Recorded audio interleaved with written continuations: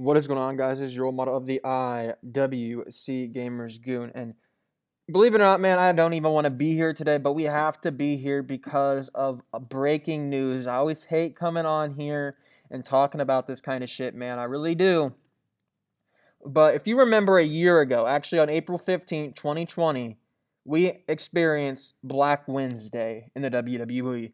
The day where almost it felt like everybody, man, I mean, everybody was getting released. Take it back 1 year from today.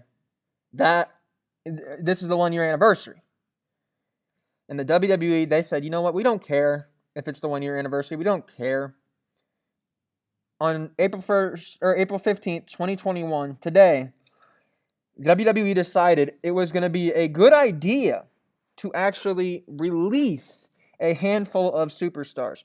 Now, I don't know where guys like Velveteen Dream, Jordan Devlin, and all those kind of guys that got ousted earlier last year for what they've done. I don't know where their releases are. I don't know if we were going to get their releases, but I wanted to come on here as quick as possible because I do have a class later today, and I wanted to get down to business right away. I had to talk about this, as you guys can see from the thumbnail of the big draw here. I had to talk about it. I'll go over some of the people that did get released though before we get into the main guy that I have an issue with. But the first two was actually Peyton Royce and Billie Kay. Peyton Royce is okay. She's okay. They weren't ever going to do much with her. I do know that there was some rumors back a while ago where she was going to have a championship. She was going to chase a championship, or she was going to get a push. I honestly, I don't think they lose too much out of her. She can go into AEW. I think she'll be solid there because we do know that her boyfriend is there, her fiance, whatever it is, and Ty Dillinger is over there.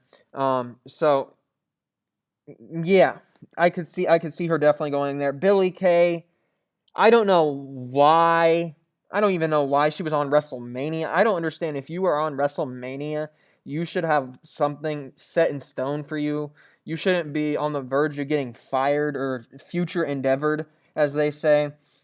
I don't know how Bayley couldn't get on the Mania card, actually the card to wrestle, and Billie Kay could, and Billie Kay ends up getting fired. What is it? 4 days later? Like, come on, man. Come on, man. And also Mickie James. Mickie James, she was on the WrestleMania pre-show. I don't know. I mean, Mickie James hasn't done much of anything since her return. It's just a legend in the division. I could definitely see her going back to maybe Impact or something of that nature for one last run there. Maybe this is her last hurrah. But I don't think they lose too much out of that. And then they also got rid of Tucker Knight. Tucker Knight was actually the tag team partner of Otis in Heavy Machinery before they broke them up. I don't understand why they ever broke them up. And I don't understand, in my opinion, Tucker's the better of the two. And the actual wrestler. I mean, Otis is an entertaining dude at some points. Sometimes he gets a little cheesy, but Tucker's the better wrestler. So I don't understand that whatsoever. I don't even know what I'm gonna have to say about that, man. They dropped the ball with Heavy Machinery the moment that they thought they could give Otis a singles push. I don't know what they were thinking. It's a shame. Another one they lost is Kalisto. Kalisto, he's a little bit of a. I mean, he can go in the ring. He can do what you need him to do. Does he bring that much to the overall WWE product? Not really. But I mean, there's definitely other people in the company that deserve more of a of a of a future endeavor than guys like Kalisto. Then we get into Bo Dallas. Bo Dallas. I'm gonna be honest. I don't even remember the last time we seen Bo Dallas. I really don't. I thought this guy was gonna be something special back when he's doing his Bo Leave gimmick, but man, they dropped the ball with that man quickly. They dropped the ball with that man quickly. I don't know what happened to this man's career. He went to the B team. I don't know what you do with him. Does Bo Dallas really matter that much in the overall grand scheme of things for the WWE? Not really. So hopefully he can go on and do something good with his career. Then we get into the main thumbnail. The big talking point of this morning, and I saw the first couple names. I was like, okay, I wish them luck, but they're not anybody I'm going to lose sleep over. I don't think that it's anybody that is a huge waste of potential or anything like that. I feel bad for every one of them. Don't get me wrong, but I didn't see this as as large of a problem necessarily as I do now with this guy, and that is Samoa Joe. How the hell do you fuck up Samoa Joe? Now let's run over Samoa Joe's career in the WWE just a little bit. Now he did, and believe me, this dude should have been, and I'm being 100% serious, he should have been at least a Universal Champion or a WWE Champion, one or the other. He had matches. His first one being at Great Balls of Fire. I was actually at that show, and I could not think of a more perfect time, honestly, to put that title on Samoa Joe because of what he was doing with Paul Heyman leading into that match against Brock Lesnar. He ended up losing. And then we get into Roman Reigns versus Brock Lesnar. I don't know why my phone got that. Versus Braun Strowman versus Samoa Joe at SummerSlam of 2017. Now, on SummerSlam of 2017, actually, that was a little bit of a you weren't going to win situation. You weren't going to win. I mean, there's 4 guys. It's not a singles match. There's no necessarily there's no need for you to win like that. So yeah. I don't know what you expected out of that. Then we get him going after the WWE Championship. He started off going after the WWE Championship at SummerSlam of 2018 against AJ Styles, a match in which he should have won. That ended in a disqualification. I think Samoa Joe won via disqualification, and that led into another match at Hell in a Cell in 2018 against AJ Styles, which AJ Styles won, which followed that up with 2 matches in 2018, one at Crown Jewel and one at Super Showdown, which AJ won. Then we got the Elimination Chamber in 2019.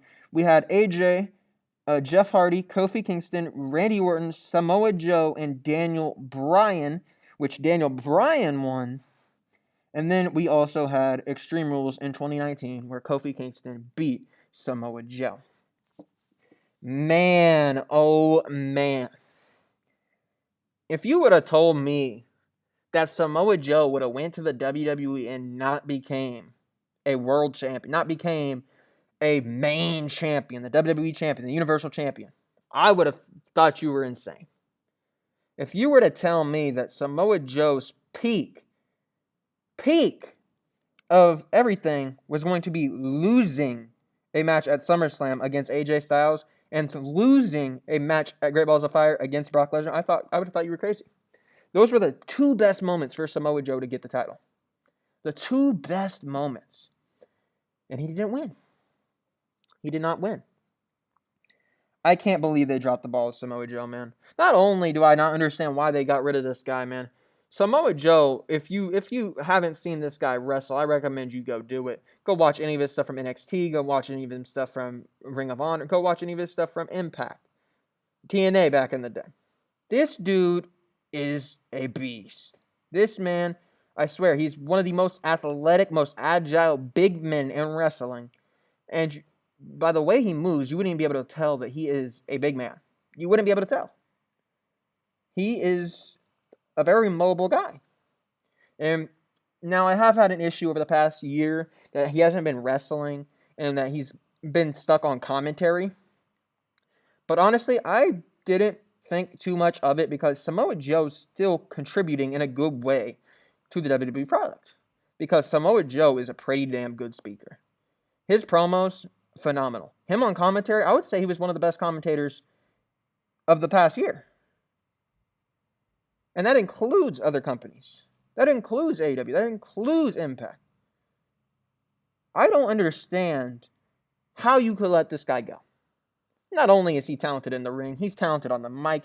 He's talented behind the commentary booth. He knows what he's talking about. Samoa Joe was one of their most valuable guys. They might have not treated Samoa Joe like he was their most valuable guys, but he was one of their most valuable guys. Now, this is an easy thing to say because I think everybody always says it, man. It's the first thing that jumps in everybody's mind is where will these guys end up? Hopefully they all end up, hopefully all the guys and ladies end up somewhere that they're happy. Whether that's for whether that's going home and spending time with family, whether that's in a different company, I don't know. That's up to them. But I think the first one, obviously, that I think a lot of people are going to mention with Samoa Joe is AEW. Rightfully so. I don't really want to get too much into that because I'm not here to predict where people go. That's not what this video is about. This video is about just the WWE fucking up so badly so many times. Just disappointing, man. It's just disappointing. But the one thing I will say in regards to AEW and Samoa Joe is they do actually have a backstory with it. And this was kind of teased by MJF because he tweeted out, "Stop sending me the GIF." And if you know, you know. There's a GIF of Samoa Joe in NXT pushing MJF out of the way. And then MJF did the same thing over on AEW. I could see them revisiting that if Samoa Joe ended up in AEW, and I gotta say, that would be a pretty damn good match. But that's all I'm going to talk about AEW for today. I'm not here to make that prediction. All I wanted to do is bring up the possibility of MJF versus Samoa Joe. But as I said, the WWE does not care. They do not care. It has been literally 1 year to the day that they went on Black Wednesday firing spree. Shooting people left and right away from the company. You're fired, you're fired, you're fired, you're fired. I'm getting worried, man. This is the second year in a row on the exact same day that there's been a handful of releases. Is this a new holiday for Vince McMahon? Who knows? Maybe April 15th is going to be the day where Vince McMahon fires everybody from now on. Maybe it is. Hopefully it's not, but maybe that is. All I gotta say is I don't think Vince McMahon knows what he has in anybody. If done properly, I think Peyton Royce could be a good women's wrestler in the division and be one of those turning points. Billie Kay, I don't got much to say. Mickie James, if done properly, could be one of those turning points in the division. Tucker, he should have never left Otis. They could have been running the tag team division. The tag team was fine. Their tag team was fun to watch. It was entertaining. And they got rid of them. Kalisto, very talented in the ring. Have they really done much with them? No, but they could have. Bo Dallas, I thought this guy had all the potential in the world. He fell off a cliff. Then Samoa Joe. Samoa Joe literally came in being known as the Samoan submission machine. He was literally a cold-blooded killer when it came to being in the ring. He did not care about anybody. He didn't do anything else. And Samoa Joe hasn't even been in the ring. The vicious Samoa Joe isn't even in the ring. I don't think Vince knows what he's doing. I'm going to be honest with you guys. But I'm going to get on out of here. Thank you guys for watching this. I hope you guys enjoyed this. Unfortunately, this isn't the kind of video I wanted to come at you with.